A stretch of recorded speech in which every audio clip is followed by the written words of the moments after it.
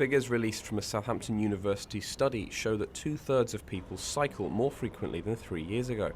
The increase has been attributed to the surge in fuel prices, with the average cost of a litre of unleaded now at 142.5 pence per litre.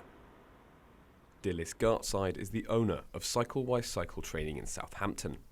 Along with the fuel rise, she has a second theory on why people are turning to cycling for their daily commute. We always knew that one of the triggers would be the cost of fuel. Sadly, I think one of the other triggers was the London bombings. I think that's what set the pace in London to increase by several hundred%. I think people were frightened of going on tube trains and buses. And then, of course, with petrol prices, people are thinking, hey, put two and two together. If I cycle to work, I'm going to save myself £500 a month maybe. That pays my mortgage. I can have a bigger mortgage, I can do more. Yeah, so it all adds up.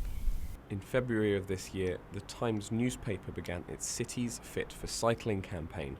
This began after one of their reporters, 28-year-old Mary Bowers, was seriously injured in a collision with a lorry. 6 months on from her accident, and Mary remains gravely ill in a coma. I asked Dilys what safety issues face those new to cycling in Southampton. One of the biggest ones is our road infrastructure is not cycle friendly. And there are certain junctions, and I will look at my own patch here in Southampton, there are one or two junctions here where honestly, unless you break the law, you cannot get across them on a bicycle. One such example of a cycling black spot is here outside Scandia House, just up from Central train station.